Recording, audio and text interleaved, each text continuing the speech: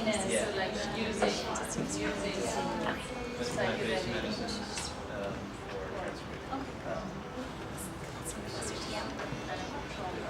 Open, close, whatever. Let's leave it open for a few minutes.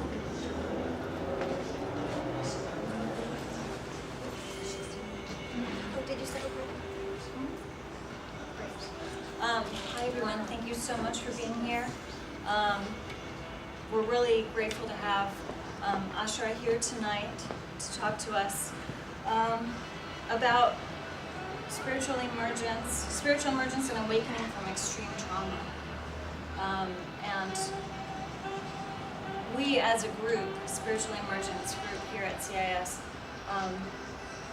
want to hold a position of honoring the ways that transformation shows up in our lives and the way that it might also be held in our, Western allopathic culture, and trying to open the arms and understanding that we can actually continue to evolve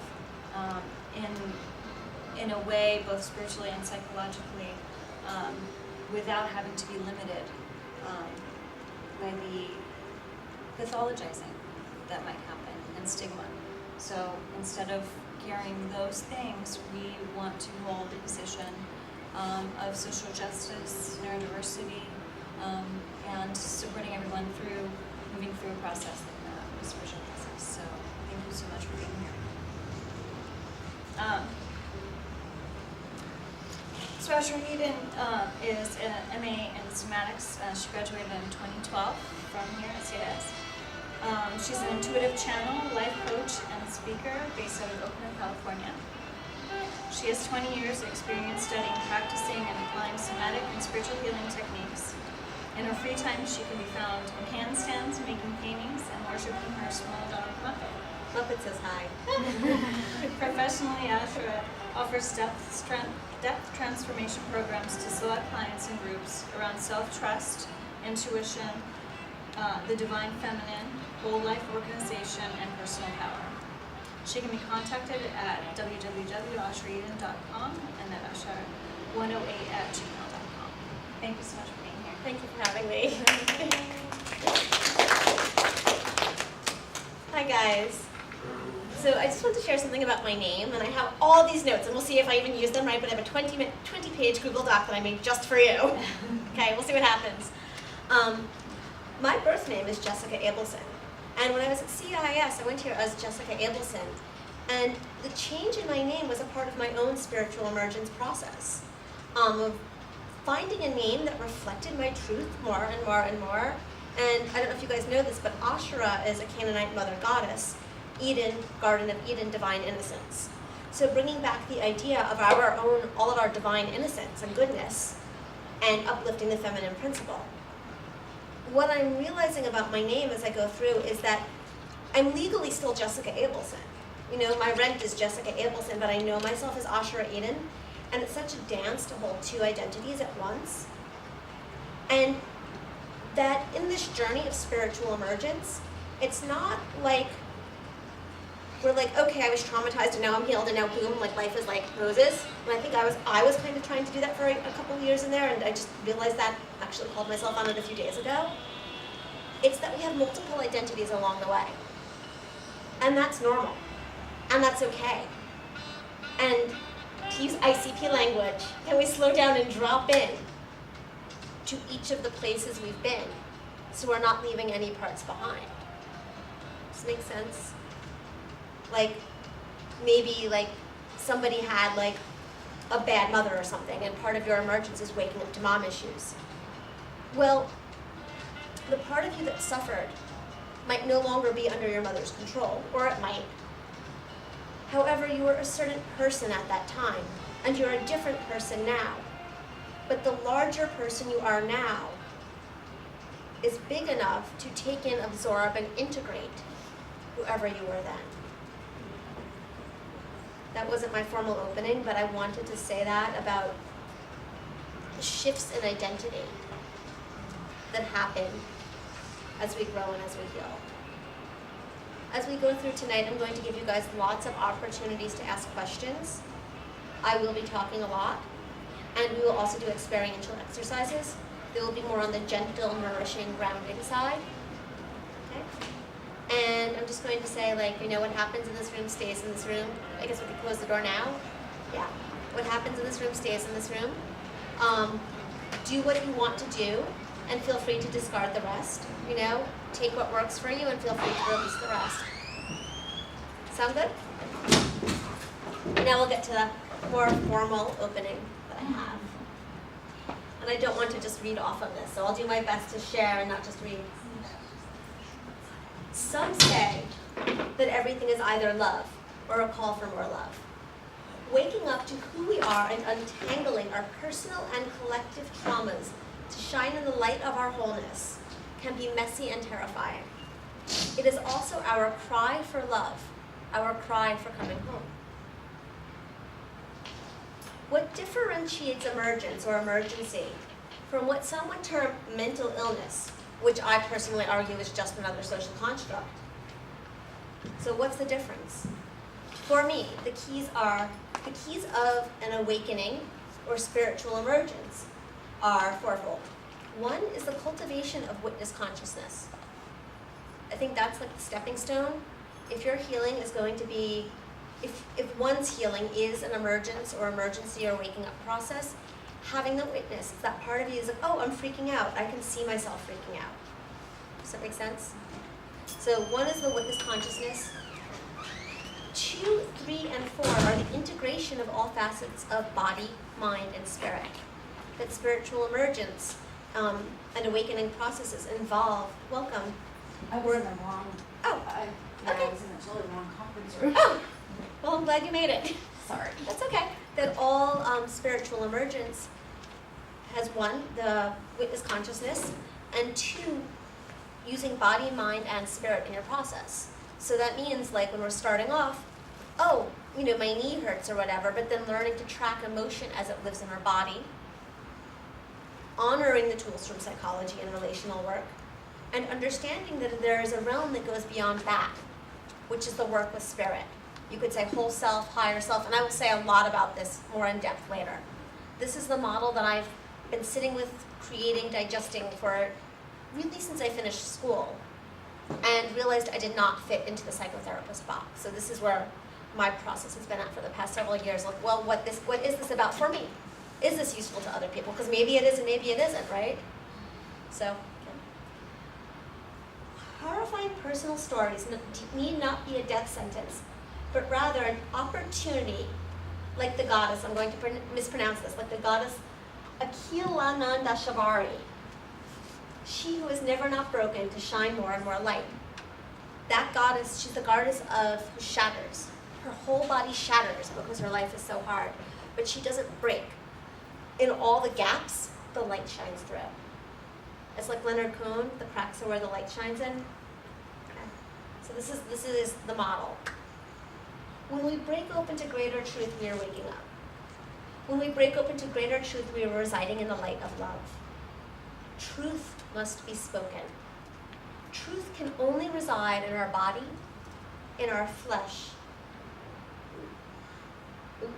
Sorry, I lost my space. Truth can only reside in our body, in our flesh, and in the collective consciousness, the ethers, the field of the akasha. So similar to collective unconscious, to put it in more psychological terms. This is a talk about truth. This is a talk about truth in our bodies and waking up to truth. This is also a talk about wholeness and how our wholeness exists both in our bodies, in collective consciousness, and as a divine wholeness or higher self blueprint. As in, whatever happened in your life, and no matter how broken we might feel on our journeys, because I've been there is also an aspect of ourself that is more whole and more intact than we can ever imagine.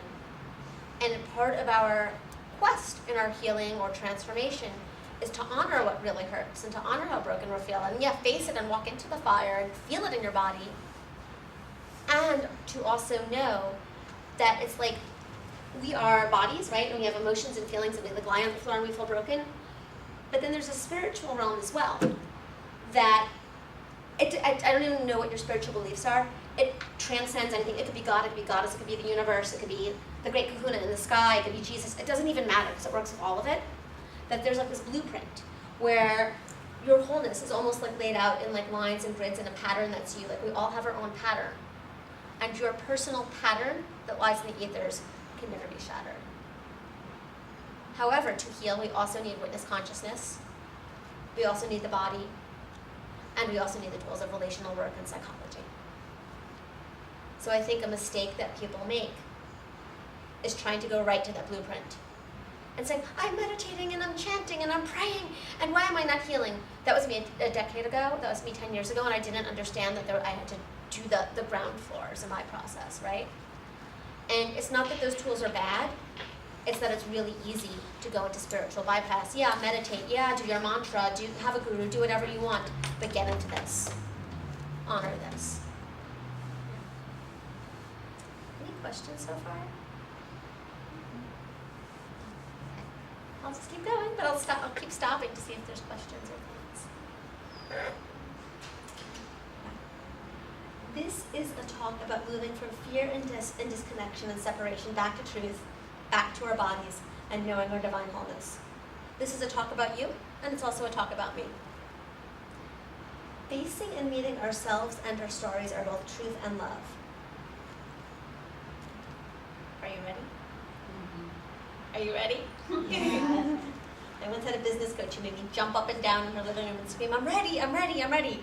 Are you ready? Yeah. Anyone I'm ready. Okay. We'll East Bay business coach it up. I'm not that. Now I'm mocking it a little bit. Okay. So I said this before, but new people came in. I just wanted to say again, everything that happens in this room stays in this room. If you want the camera turned off when you have a personal share, if you want to share personally, you're welcome to. You can request that the camera is off, because I do intend to release this talk and put it on social media. And if you're like, I don't want that, just say turn off the camera. Okay? So it can stay. There are points where I am sharing where I will say turn off the camera, because there are things about my life that I want to be real with you guys about that I don't want on social media. Okay? So turn off the camera is fine. Everything in this room stays in this room. Take what works for you, throw out the rest. Okay? So if you're like, yeah, that A resonates, but B isn't true for me, okay, use A. I'm not attached, you know, whatever, use what works, let go of the rest. And we will be doing some experiential meditation, somatic work. Only go as far as you want to go. It's not that I don't encourage depth, because I do. But if you're like, I need to take it easy, take it easy. It's not like, oh, who can whatever the most. You know, if you want to dip a toe in 1 inch, that's fine. Okay? So good. Cool.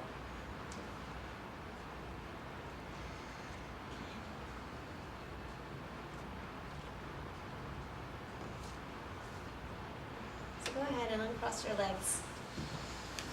Press your feet into the floor. Take a couple deep breaths. Really, really, really simple, basic grounding. And just feel your feet connecting with the floor connecting with your feet. And all you're doing is deepening your breath in and your breath out, feeling how you connect to Gaia, Mother Earth, and how she reciprocates and gives you energy back.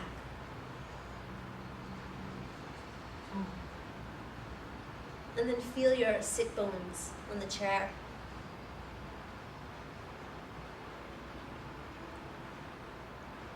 And the chair connecting to your sit bones.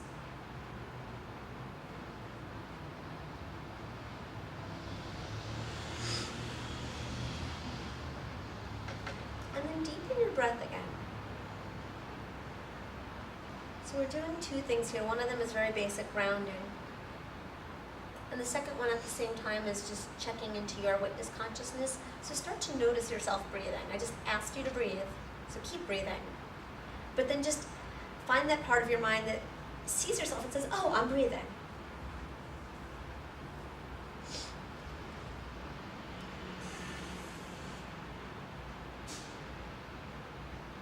And as you start to have another thought, instead of judging yourself, can you light up that part of your brain so it can witness you thinking and go, oh, I'm thinking inside of yourself. It's kind of trippy. So just spend a moment there.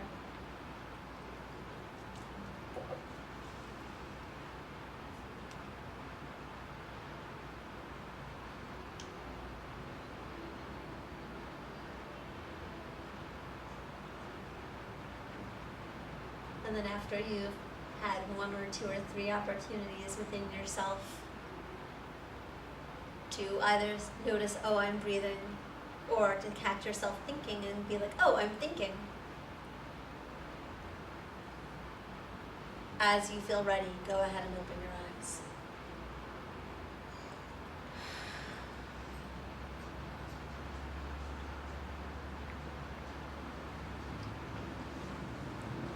How was that?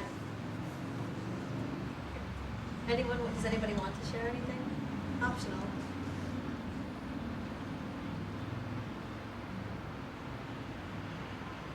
Some of you might be uncomfortable with that if you have like a yoga or meditation practice or martial arts. Or for some of you it might be new, and if it's new it can be pretty trippy.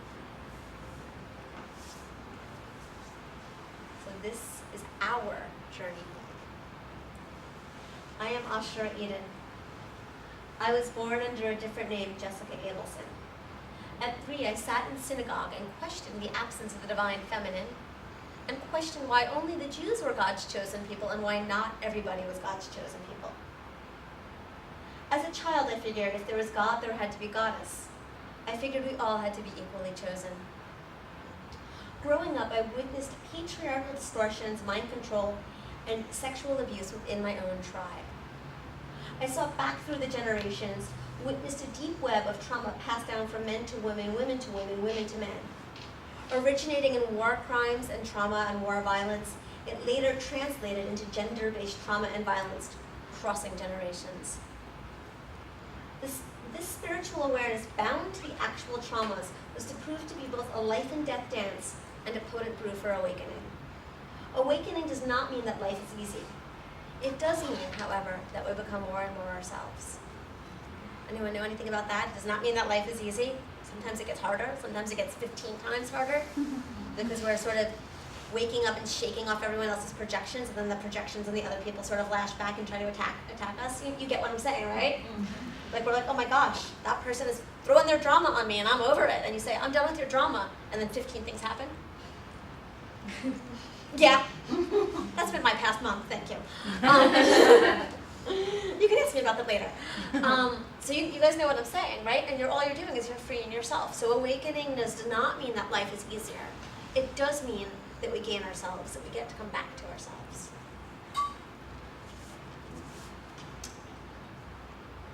This talk in part is about my journey home, the steps I've taken so far, and the steps I have yet to walk. This talk is about your journey home, about the steps you can practically take right here and right now to heal trauma, break free from PTSD, reduce suffering, get in your body, calm down, get grounded, and wake up to your love, your power, and your divinity. There's a verse in yoga philosophy about going from the unreal to the real, untruth to truth, darkness to light, death to immortality. This is my prayer. This is my prayer with you, that we may all be set free, that we may all know love and sovereignty, personal power and free will, that we emerge awake and victorious. It is my prayer that what I share about my story, my journey, and my path will save you heartache. Save you heartache, save you heartbreak, save you suffering, time, money, and energy. It is my prayer that we can boost each other's strength, create connection, and heal one another's capacity to love and to trust. This is a side-by-side talk with the experiential how-to woven in. So in this talk, I'm going to go back and forth between sort of lecture pieces and talking you through components of a 5-part process I do with clients. Now the 5-part process is not within one session, it might be like over a year or 2 years. However, we're going to do 2, maybe 3 parts of that tonight, depending on time, maybe 4, we'll see where we get to. We probably won't get to number 5. But we'll do at least 2, maybe as many 4 parts of that tonight. So they'll be talking and questions and experiential. And if you need to, use the bathroom, eat, take a nap, it's all good. Okay. Do a handstand, stretch, yell, whatever. Okay, that's all. Any questions so far? Okay. So you guys are smiling. That's good. No one's falling asleep yet. And so it is. I really like that. And so it is.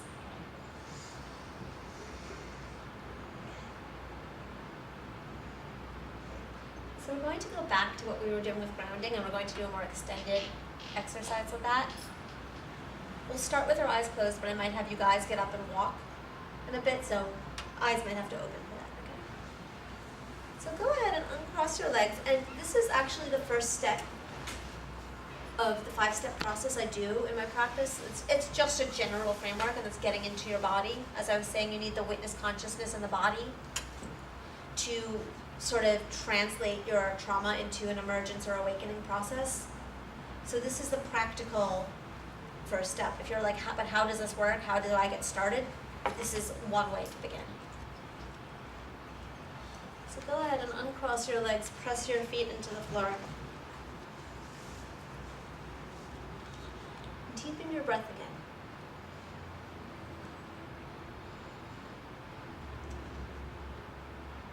Find your deep breath in.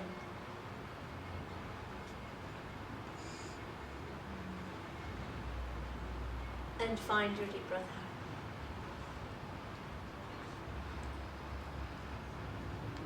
And either focus on pressing your feet into the floor or your sit bones into the chair, whichever is better for you. So just ground into one body part. Deepen your breath. Imagine a cord of energy running from the crown of your head down through the midline of your body and out through your sit bones or feet back to the earth. And the only thing this cord is about is getting grounded, holding your energy steady, and feeling what is you. Because sometimes we take on things that are not ours and start to feel all sorts of other people's stuff. So right now you're just feeling what you can of you.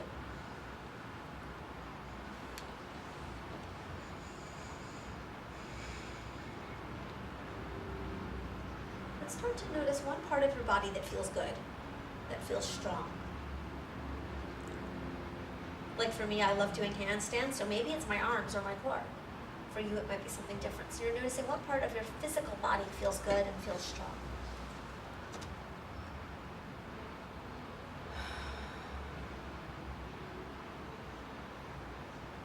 And then deepening your breath and pulling your awareness into that part of your physical body.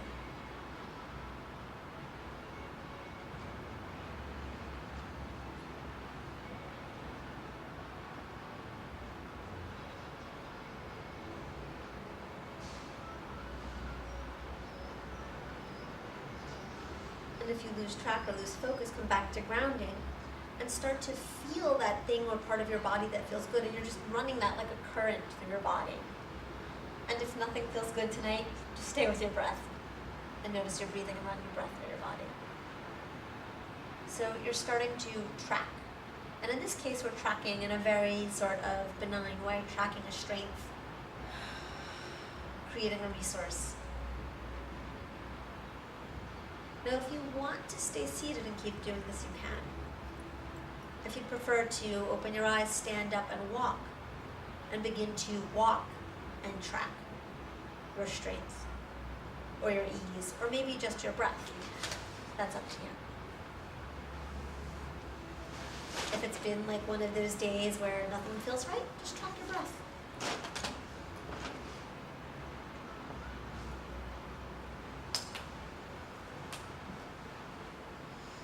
For the next 30 seconds to 1 minute, somewhere in that range, you're just going to be with your body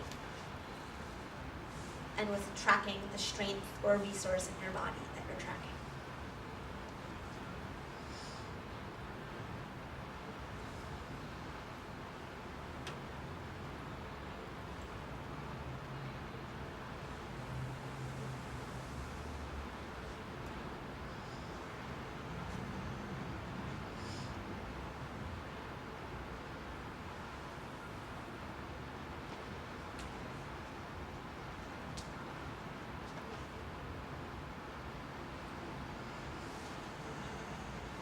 And then slowly start to change gears. You can keep walking, but go back to that witness consciousness. So if you're walking, maybe you're noticing yourself walking, observing each step. If you're sitting still, maybe you're just noticing yourself breathing. If a thought arises, maybe you notice yourself thinking.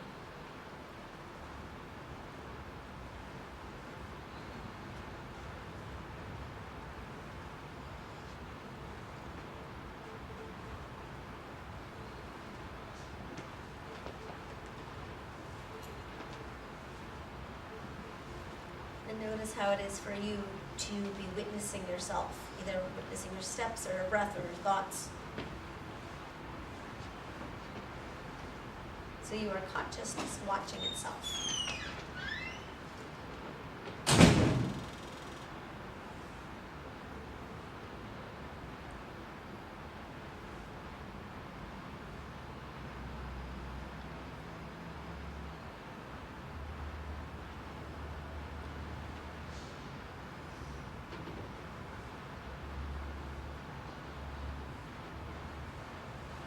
Whenever you feel complete, you can return to reality as you know it and open your eyes.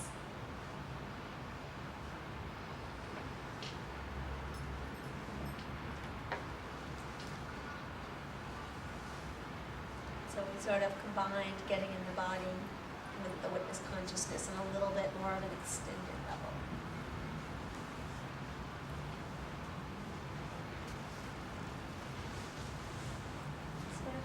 Open the floor if anybody wants to introduce themselves. Optional, if you want to say your name, if you want to say what brought you here tonight, what intrigued you. If you want to say, oh, I want you to cover this topic, I came because I want to hear about blah, blah, blah, blah, blah. We might get there right now, but you can also write down your questions because I will definitely be opening the floor for questions at the end too. So I guess, yeah, does anybody want to introduce themselves? Say the first name, what brought them there tonight. Camera can be off, camera can be on, whatever you want. Sure. My name's Marie. I seen a flyer someone had sent to me, and I've been through a lot of trauma in the last 10 years, and like you were talking about the awareness thing, the more aware I become, it is painful because I'm aware more of what's happened, and it interested me the idea of how to work through that trauma, because I don't want to be a victim to it or be afraid of it anymore. Thank you for sharing that. Yeah, and I hope this is valuable. And if questions come up, please feel free to jot them down, because I'm going to, if you're like, but what do I do about this? And like I'm saying something, and but what do I do about this thing? You know, just write it down when you get it, because I'm going to open the floor to all of it at the end. Okay. Yeah, thank you for coming, Maria. Thank you for sharing that. Yeah, yes. Yeah. And if you want the camera off, just say camera off before you say anything, okay? Anyone else? I'll go. My name's Michelle, and I've been coming to all of our talks, and see my particular interest in this one is I've had some fairly recently remembered trauma from early childhood that I think was a factor in a spiritual emergence experience that happened like 14 years ago, so that's my orientation here. And right now I'm particularly resonating with what you said about fear and interested to see where we go with that, because I've known for quite a while that I'm carrying a lot of fear, and just in the last couple of days I think dropped into that knowing in a different way and just gotten to a place of acceptance and just being with that I am afraid and that I am still carrying a lot of fear, and just going from there. So. Thank you. Thank you so much for sharing that, and again, thank you for coming here. And I think you'll really resonate with what I'm going to say later, because I'm going to talk about my own journey later, and there's a lot about fear in that. And if you have like a question that like I said to her that I don't cover, please just write it down, and we'll, it's probably better to do questions at the end because they're going to arise. Thank you so much for being here, and blessings to your courage on your path, and congratulations too. You know what I'm saying. Anyone else? Hi, I'm Nas. I've been helping organize these talks, and I'm interested in the subject because I've been interested in intergenerational trauma because my parents are war survivors, and interested in healing within my family and myself, and also being a survivor of mental health system or whatever to call it. I feel like I've been impacted by that as well and traumatized by that as well. So I'm really happy you're here today, Asherah. Thank you. Yeah. Thank you for bringing me nuts. Yeah. We should all clap for Nas because she's amazing. Like, she's doing so much of this. This practice her I hope that's okay. Anyone else? Optional introductions. I'll go. Uh-huh. My name's Hallie, and I was interested in your coming here in particular because I feel like I have some trauma that I haven't seen, kind of like I'm imagining this pendulum, and like as far as it swings to one side on trauma, like if you can recover from it, like you can go that far on the other side too. I feel like I'm still stuck on this side, but I'm really intrigued by that idea of becoming free of it and this kind of potential that exists if you can recover from it. If you can what? If you can recover from it. But thank you. That's an awesome point, and I want to say the short answer is yes. But it doesn't mean that life is easy. Yeah. The shortest answer is it's yes and. Yeah. Yeah. Like, I want to share like a personal like soundbite with you. It's that I have been through very, very extreme trauma, and it's like with a lot of it, the slate has been wiped clean. However, there are issues in my life in other ways. So that's my experience that I can offer, if that's helpful.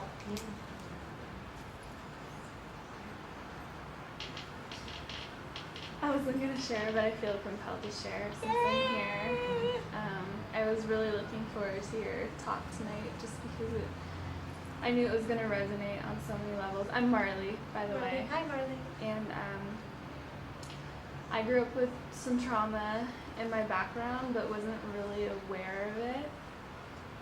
It's only now that I'm older, looking back, realizing I was always a seeker and really interested in spirituality. And when you're saying that whole thing about the spiritual bypass thing, that really resonated with me too, because I was looking for an answer and I went towards that initially, and then had like a actually very traumatic spiritual awakening that I'm still working through.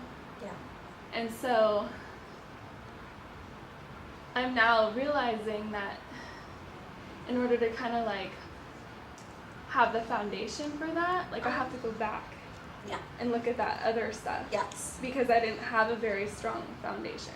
Like the bot. What kind of foundation did you not have? Just, single parent home. My mom was an alcoholic. Okay. Like Okay. So there was practical. a lot of trauma from Gotcha. that. Okay. So, like just making my roots strong so that I'm able to deal with this like opening that I have, which is, it's very overwhelming for me. So I guess like healing from both of those. There's so many answers about roots that, a lot of therapists would say it's relational, and that's true. Yeah. But then like your body is also like your single greatest roots and resource. Yeah. Like if you're like going to be in the middle of something on your own, this is like your root. Right. So, thank you. Thank you.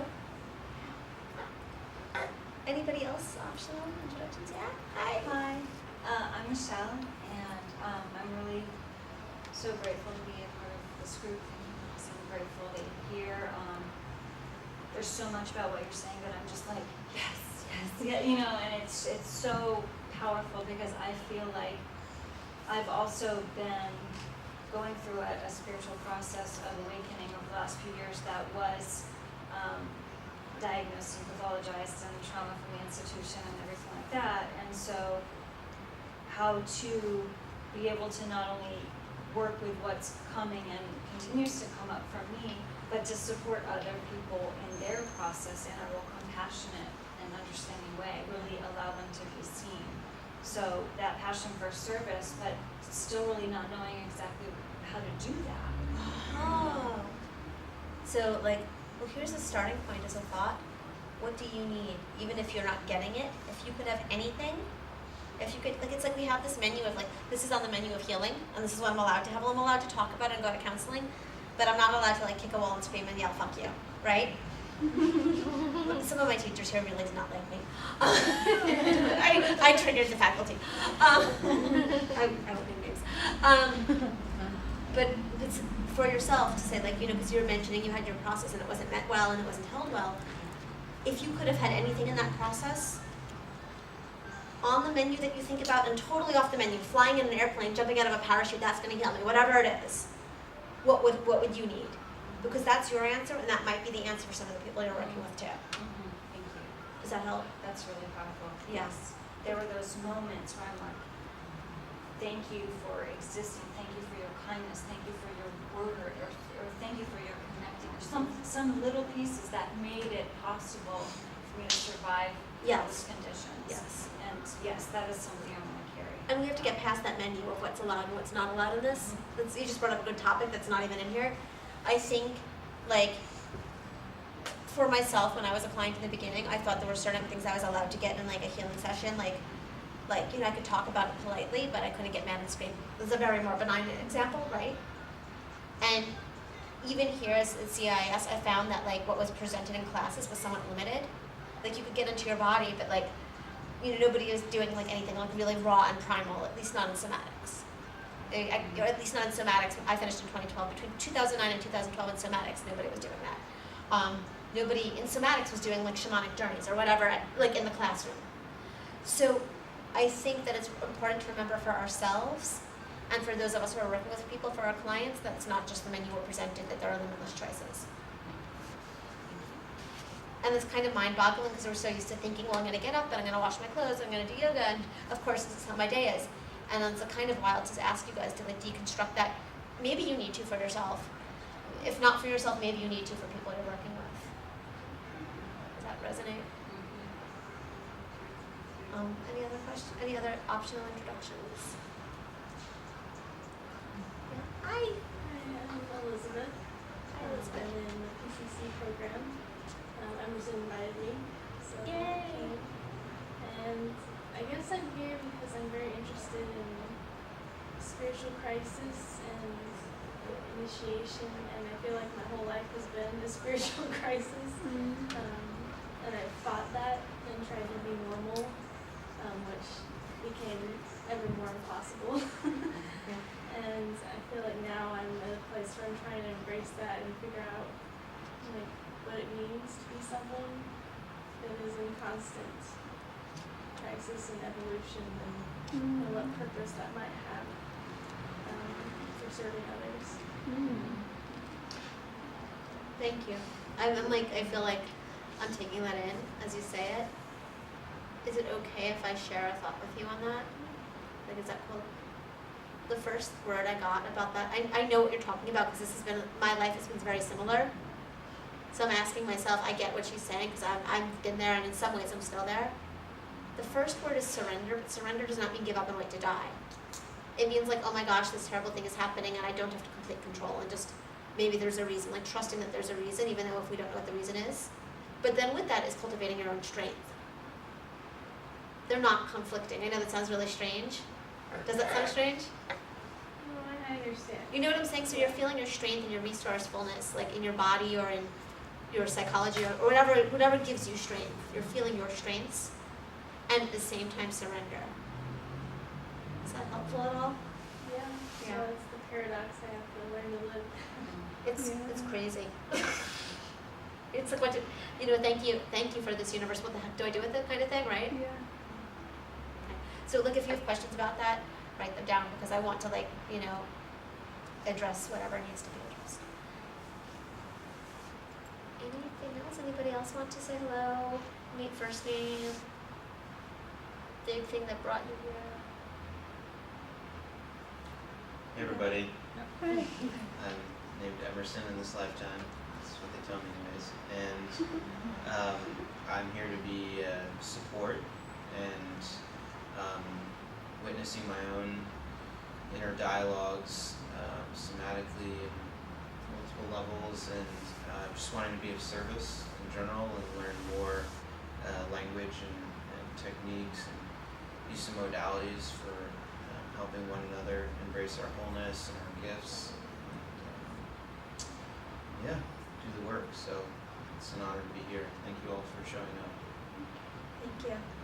Yeah, thank you.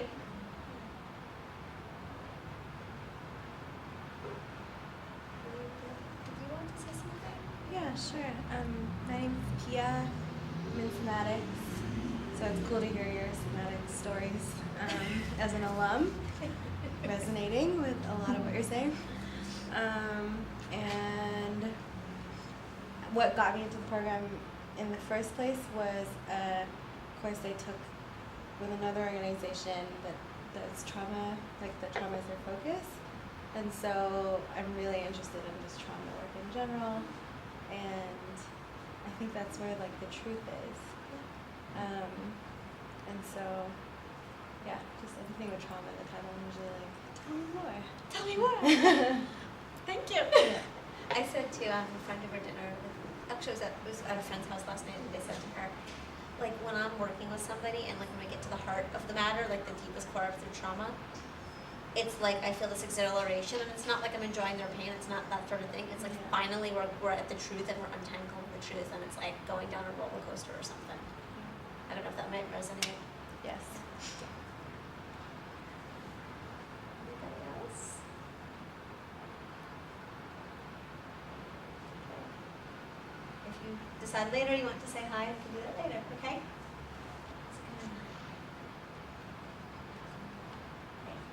So this talk is called Out of Bounds, Spiritual Emergence and Healing from Extreme Trauma. What is spiritual emergence, right? I'm sure a lot of you have had this discussion. So I actually just found a website, spiritualemergence.net. I'm going to start writing things down for you guys. And I just cut and paste their definition.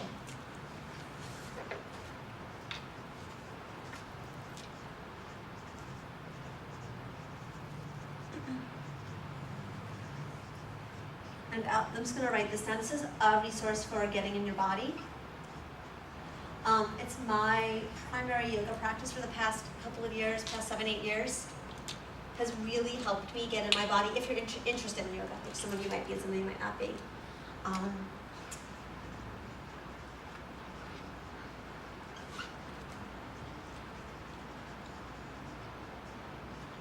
I'm just jotting down all tools that helped me. Forest yoga, craniosacral therapy with SER, that's somato-emotional release.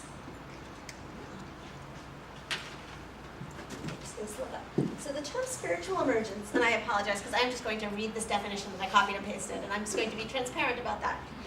The term spiritual emergence has been used to refer to the awakening of the spiritual potential within an individual that initiates the unfolding and expansion of that individual's way of being. It is a natural process of growth toward a deeper, more connected, and expanded way of being that usually occurs slowly throughout our lives and is gently integrated. When this process occurs rapidly or becomes very intense, it can seem disruptive and out of context with everyday life, precipitating a personal crisis, which is referred to as spiritual emergency. Although emergence is a natural process, traditional Western medicine and helping professions have not generally recognized it. Spiritual emergence has the dual nature of being potentially deeply healing as well as potentially deeply disturbing. When these experiencing disturbed manifestations of spiritual emergency traditional healthcare, they may feel misunderstood or be diagnosed as emotionally disturbed and prescribed medication or other medical interventions. The healing potential of the emerging spirit is often distorted or smothered, and the aim of symptom management becomes the goal of therapy. Yep. So that is one definition, and it's a lot longer. And they go on about Kundalini awakening, shamanic journeys, psychic openings, near-death experiences, like all of that is listed in the definition too. So, a whole host of potential paranormal experiences that might occur is also listed within that definition. So I just want to honor and acknowledge that, and to say that those things are real, they exist. You're not crazy. The question is, if you're having a paranormal experience of any sort, is witness consciousness present? Does that make sense? Because I think that's like the fine line, and this is just me speaking from what I know to be true. It's certainly not what anyone in a very traditional model would say. However, my take on talking to spirits or seeing entities or seeing things, that it's actually very real and it's another form of information. However, for it to be accurate and a potential tool of transformation, we need to be in our bodies and able to both witness it and be aware that we are witnessing it.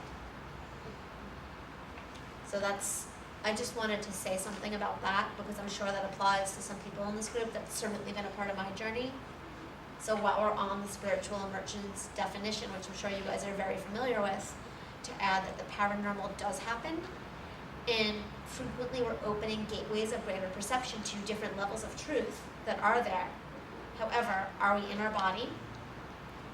And do we have witness consciousness? And I think that is what differentiates a healing paranormal experience from something that's more shaky or untenable. I'm really trying not to use mental health terms. Make sense? Like, we're talking about where are we going that we can integrate and use for our own healing or other people's healing versus which is going to spin us out and send us into greater crisis. That's the differentiation of it. Okay, we have the first definition. What is extreme trauma? Okay. This is so tacky, guys. I went to Wikipedia. Trauma, which means injured in Greek, is often the result of an overwhelming amount of stress that exceeds one's ability to cope or integrate the emotions involved with that experience. A traumatic event involves one experience or repeating events with a sense of being overwhelmed that can be delayed by weeks, years, or even decades as a person struggles to cope with the immediate circumstances, eventually leading to serious long-term negative consequences, often overlooked by mental health professionals. Should I go on, or is that enough of a definition? Are you guys sort of steeped in this in school? That's good. It's good. It's enough, yeah. This is pages of this. But it's like a variety of events, and you guys are like psych students. So what is the relationship between spiritual emergence and extreme trauma, right? Okay, we've sort of said, here's a kind of long spiritual emergence definition and a brief trauma one, because we're all up in CIS. We're up to our eyeballs in trauma. So what's the kind of relationship and what's the point of this? From my perspective, extreme trauma can have several effects. One of them is shocking the system into fragmenting into different parts, e.g. the one who was abused and the good girl who was never involved, for example. It can also lead to other interesting effects like repression, either repressing the trauma or repressing powerful, strong, good, beautiful parts of the self, in a misguided, oh, well, if I play weak, I play small, then I'll survive. When we go through big traumas, we either repress the event or we repress powerful parts of ourselves, or both. And also it can lead to keeping like stories, memories, aspects of stuff, like literally stuff into aspects of our body or our psyche, or even on our field. So if we're going to talk about spirit and higher self, when we get traumatized, a part of us is shocked out. And sometimes that part of us doesn't even live in our body anymore. It can like live in our energy field. It can possibly live in someone else's body. So that's like where the shamanic perspective and soul retrieval comes in. Is it high for you guys still? So the idea that like, yes, we have bodies and trauma fragments are bodies. Yes, we have psyches and trauma fragments are psyches. And yes, we have souls or spirits and trauma fragments those too. And that's something that the psychological model does not like to discuss. It's like a big fat, don't go there, that cray talk. Yeah. Yeah. We'll do a group soul retrieval. Okay. So we go through life as only part of ourselves, like the good girl that is allowed, or the part of me that whatever our never happened to. This is the results of trauma. This creates a sense of false self, of walking on the surface, or of living on the surface. Like, oh, I'm just going to be that person that people approve of because of what happened. The problem is, we are using so much energy staying separate from other parts of ourselves, warding them off in an attempt not to know or not to remember. As a child, that might have made sense. As an adult, it leads us to live lives in limited parts of ourselves, living limited lives. It limits our lives. Now getting into how this relates to awakening spiritual emergence. What frequently happens is that shut off parts of ourselves start to bubble up. They actually want to be seen, heard, or remembered. So if something happened to you when you were 3 and you spent your whole life shut off from it, at a certain point in your life, like say you turn 30 or you have your Saturn return or you go through a breakup or whatever, that part of you that was shut off says, hey, I'm in here. Now, this is known in psychology, but what's different from quote-unquote mental health healing and spiritual emergence, right? Anyone? Anyone have an answer? No, you want me to share the answer? Okay. I'll go on to what I have. I just wanted to give you a chance. So we get triggered and the old traumas fight to emerge. We start to have trouble sleeping or anxiety or depression or flashbacks. And by the way, this is one reason I have a problem with diagnosing trauma things, because the problem is not the depression or the anxiety, the problem is the trauma. The anxiety is actually not the problem. The anxiety is a freaking symptom. And if we treat anxiety, we're going to spend our whole lives running away. Makes sense?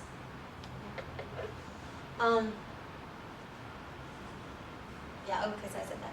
So in psychiatry and sometimes in some corners of therapy, this gets looked at the level of the symptom, the anxiety or the mood swings, and a diagnosis is applied, like anxiety or borderline personality or depression, or maybe we're medicated. Now I'll say something else about medication later, but the overall diagnostic thing, it's treating the symptom, not the cause.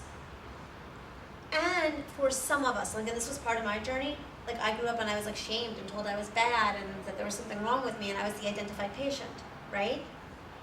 And to have a diagnosis on top of that is like, oh, now I'm bad again. Great, I'm never gonna break free. Oh, something else wrong with me.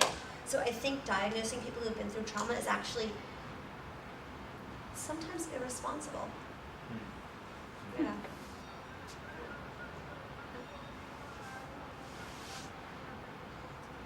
So moving on to the spiritual emergence.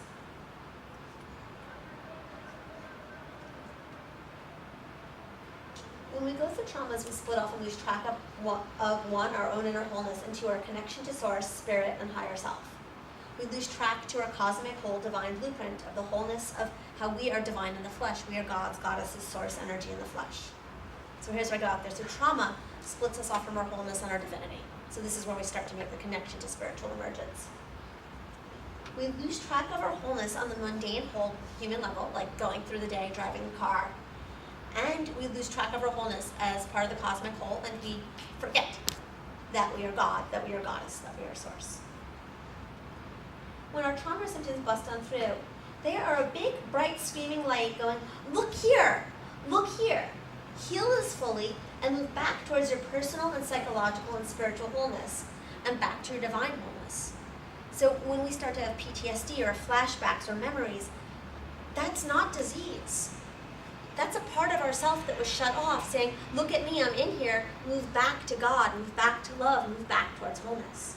Bring your parts back together, and remember how fucking awesome you are. So, like, I mean, if there was a DSM in this room, I would take it and throw it out that window right now. Anyone? Amen. I don't want to hit anyone. Okay. Symbolic DSM, it's a business card, it's not going to hurt anybody. Oh, what did you do this at CIS for your symbolic DSM? Bye-bye. Okay, got a neck there. I won't hit anyone on the head and hurt them. Okay. I was gonna say, like, personally, I'm totally with you, and I would probably just throw the whole mental health system out the window along with the business card. But I'm on this Facebook group, I don't remember the name of it right now, but somebody asked what people's experience was when they were diagnosed, and if it was helpful, if it was harmful, whatever. And actually, a lot of people said that to them it was helpful, because it helped give it shape, It might not be the route that I would choose, or what I might think is the best way to go about it, but some people do find help there. Oh, I agree with that. I've had, I have a friend who has been through trauma, who has a diagnosis, and he loves it, because it makes him feel safe. And I'm not going to argue that it is helpful for certain people because their truth is their truth. I have one concern with that. And my only concern with that is not that they're finding comfort or solace. It's that people might then, that some people, maybe not all the people, but that some people might then walk through life and saying, I have this diagnosis, therefore my life can only be this big. That's my primary concern with this. Not that I don't feel like people should have the comfort in the moment. Like, there was a brief time in my teens where I got some anxiety, something or other, and I was very comforted for about a month about it. Like, it made me feel better for about 2 weeks, But I don't have any problem with people finding comfort. I just have a very grave concern that some of those people will say, okay, this is helpful, and go on and thrive and grow and heal and whatever. And that some of them might be like, well, it's me and my label. And then they start to constrain their lives. So that's my concern. Does that clarify? Oh. Yeah. And if it helps them, more power to them. If it helps somebody, more power to them. And I support them in that too. Because ultimately I want everybody to be happy and to get what they need. And I know that my views are controversial.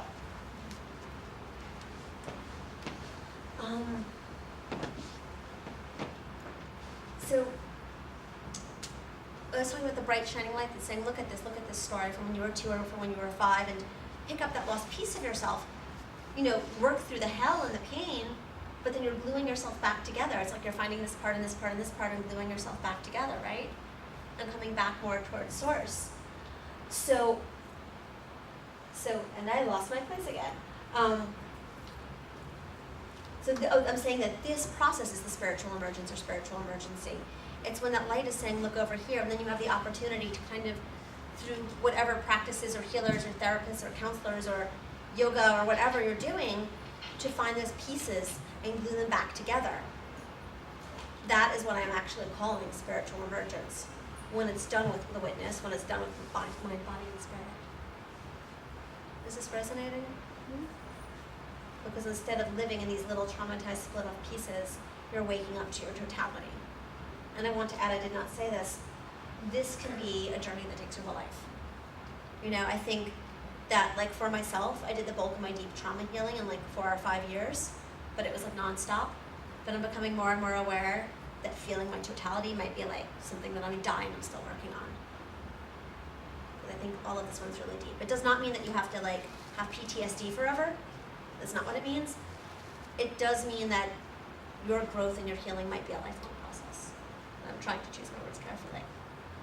But like that the worst, the horror, does not have to be. Like like the horrifying point where like, oh my God, this happened, and oh my God, this happened.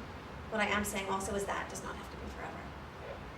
And I can't say what it is for any of you. For me, it was 2008. It started very slowly in 2004, 2005, 2006. I was pretty cracked open in like 2007, but I resisted it until early 2008. And it was 2008, 2009, 2010, 2011. It was like 4 years of boom, boom, boom, boom, boom. There's a timeline. I think the actual deeper living is finite. So if we go back to the definition of just part of our spiritual emergence definition, it is a natural process of growth towards a deeper, more connected and expanded way of being that usually occurs slowly through our lives and gently integrated.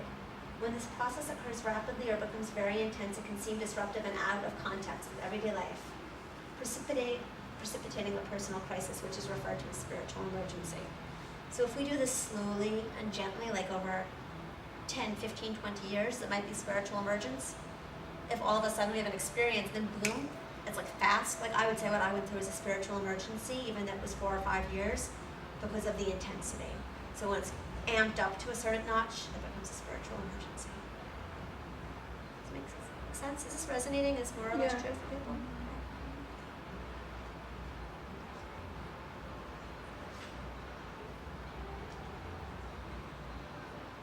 So I have a whole lot more, but I'm skipping it because I want to get to some other things. But if you guys are getting questions, write them down and we'll do your questions later. So I just want to recap something that I said in the beginning, because I have a thing here about, is there a differentiation between mental illness and spiritual emergence or spiritual emergency, particularly where trauma is present? And all I'm saying on that is, as a practitioner and in my journey, I never found the mental illness category terribly helpful, so I'll leave that to somebody else who wants to talk about that. Like I'm actually just, like someone else can have that talk. What I can say is that for a process of trauma healing to be or result in some sort of a spiritual emergence, it probably has 4 key components. And I say probably because I'm not into absolutes for myself or for anybody, because I have good ideas, but there's a lot I don't know. Okay, so probably. Witness consciousness, use of the body, use of psychology and relationship. I already said this, so I'm keeping it short. And use of connection to higher self, divine God, blueprint, source, or spirit. That could mean that you have like a relationship with a shaman. That could mean that you just do certain kinds of meditations on your own. It could mean like you stop and smell a flower and say, oh my gosh, how much beauty. So that one, I think people get interesting ideas about that. And I'm from the East Coast, particularly in California. So I'm from New York, I'm a little bit like, but like particularly people get interesting ideas about spirituality. Your spirituality can be like, 6 gurus at 4 ashrams, but it could also be like a flower and a gorgeous day.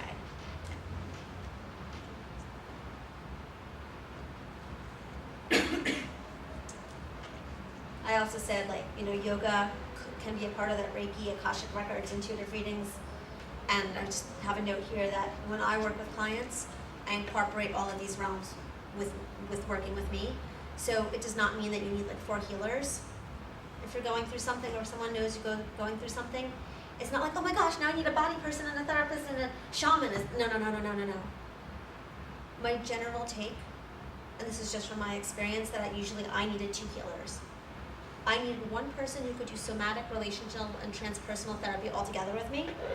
Like I needed my therapist-y type person who could honor body, mind, and spirit.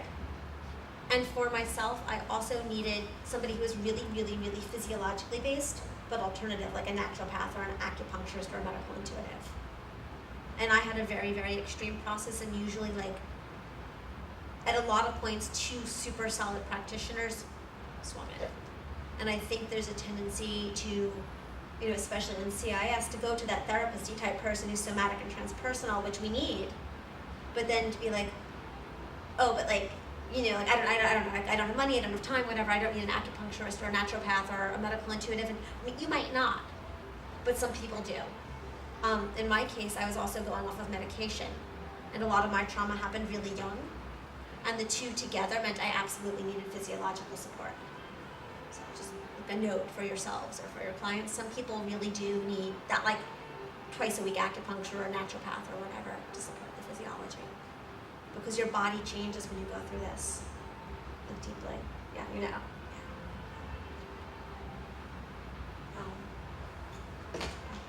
So somebody on Facebook, I don't think she's here, asked me about medication. Is this a topic we should talk about? Like people being on or off medication in this? Is this of interest? Was it you? Hi, good. Oh, good. I'm coming off of psychiatric medication. That's kind of where all my trauma came, was from psychiatry. I mean, it started thank you. with a I trauma. didn't put it together. Thank you for being here. I totally. It started with a trauma that had nothing to do with that, but then it's like another layer. I never got to handle that trauma, and I ended up in the system, drugs. It's shameful to even say, with electric shock treatment and the whole shebang, the labels, psych wards, and I never had that happen to me. I mean, I didn't have like a past. I had the spiritual experiences when I was young and not really much trauma, and then I went through a trauma, but this trauma was terrifying, and I thought there was something wrong with me. I thought it was my own mind. Right. And from what I'm learning now, it was the drugs. It was from being abruptly taken off the drugs. Absolutely. I mean, I know now I was in psychosis from being abruptly taken off the drugs. Yeah. That's why I ended up with shock treatment. I mean, it's just like, this terror is coming up, and I don't know what to do with it. So I'm withdrawing from the drugs now. I had my awakening, or whatever you want, that spiritual thing come back that kind of woke me up 2 years ago, and I've been in this process of getting off the drugs. But this experience went on for 10 years in psychiatry, and it was just hell. I mean, I call it torture. Only I thought it was me at the time, there was something wrong with me, when now I'm learning it wasn't, but it doesn't matter, it's already happened, and I don't know how to, The first thing, if there's anything I could do to show you extreme kindness in this moment, what might it be? you already are. They don't show you that.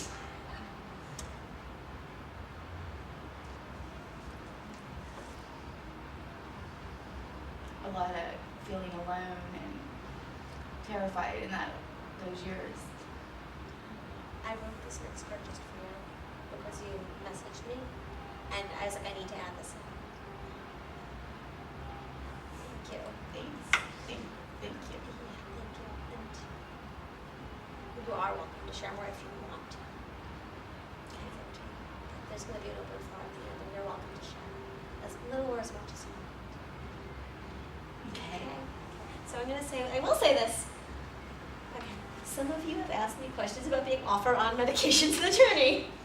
What I can say this, I am a psychiatric survivor, and the medications blocked my emergence in healing. While on them, I could not feel or contact myself. I cannot see, know, or heal the underlying trauma and abuse. For some, medication acts as a force of repression.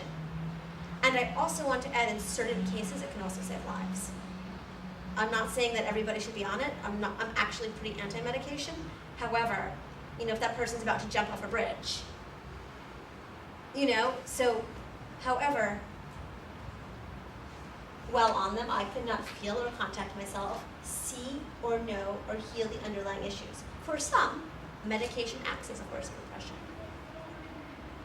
And the way that it's handled in the system is really abusive and egregious. It's not just that it's out there, it's that it's used as a tool of punishment, abuse, and control. And in some cases, being medicated. Sometimes, yes, if that person's about to jump off a bridge, it's an act of mercy, but sometimes it's an act of abuse. You're powerless, you're different, you're the other, I'm gonna punish you, I'm gonna give you this pill, shut you the fuck up, and it's gonna be just like your fucking rapist. I love you. And I'm sorry that ever happened to you. You too.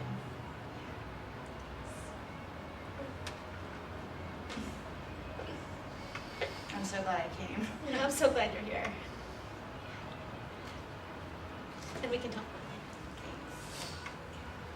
What I will say is that if you are on medications and you wish to fly medication free, and if you're working with clients in this position, I totally support you, and I will say this, get a shit ton of support.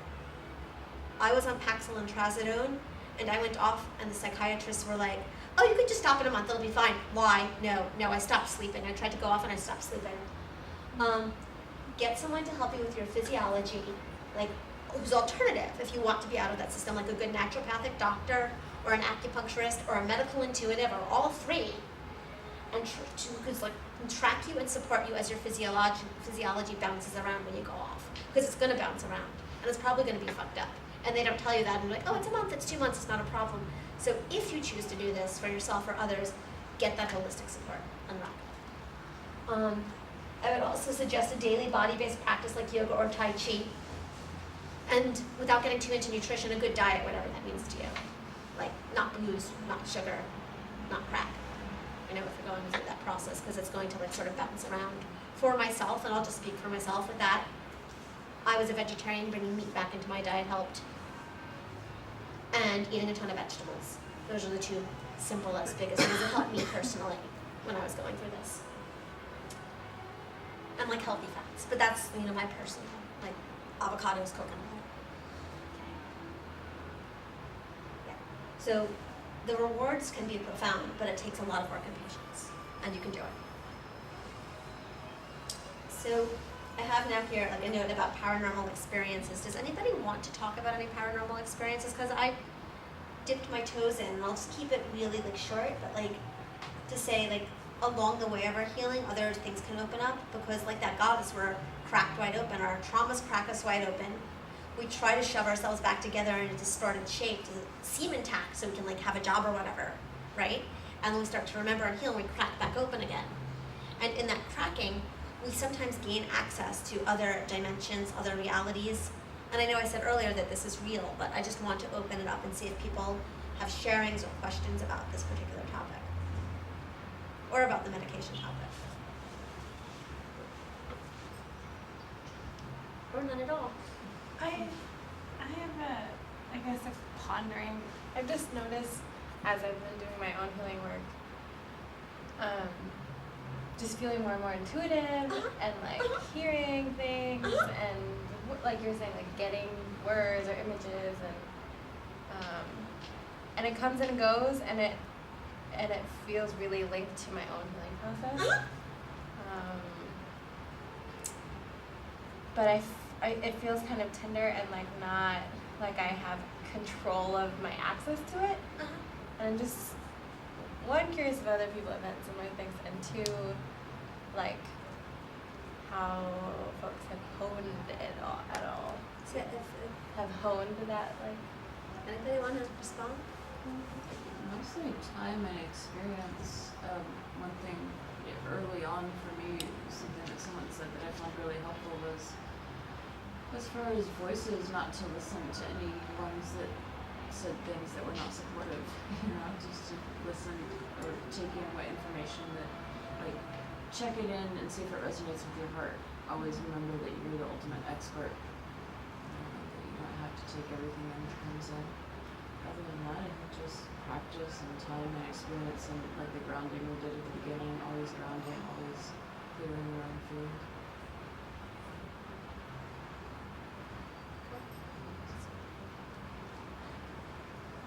Think of it this, oh yeah.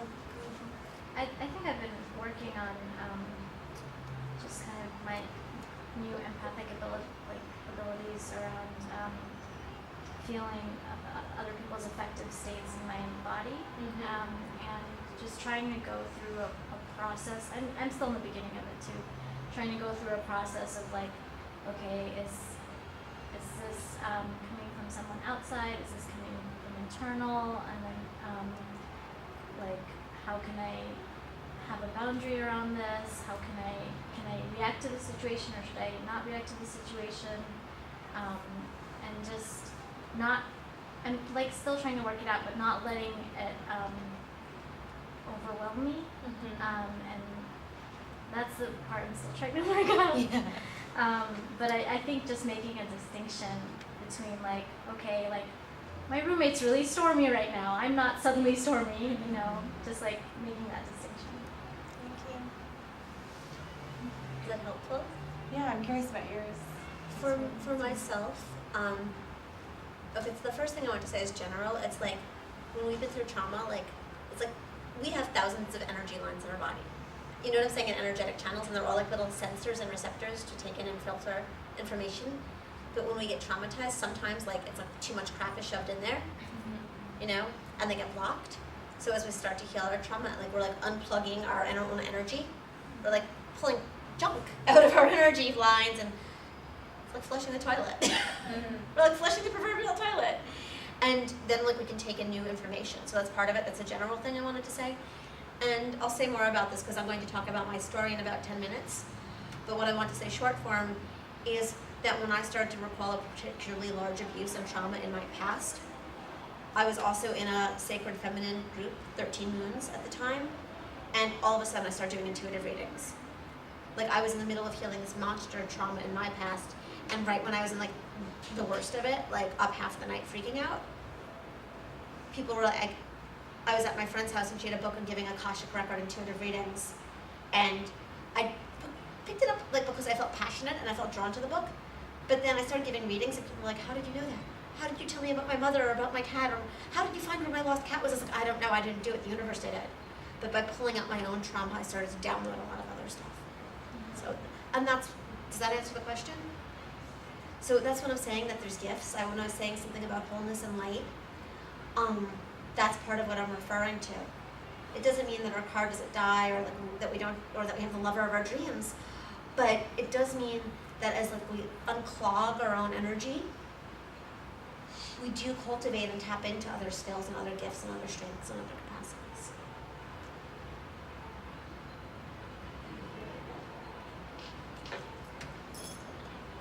So, any short questions so far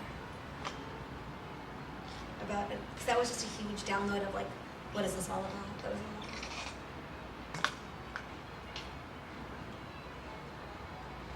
Let's need a 5-minute break.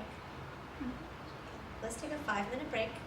Go pee, go get water. I'll be back at 8:30. I want to do one more experiential and share my own story, and then open the floor for questions.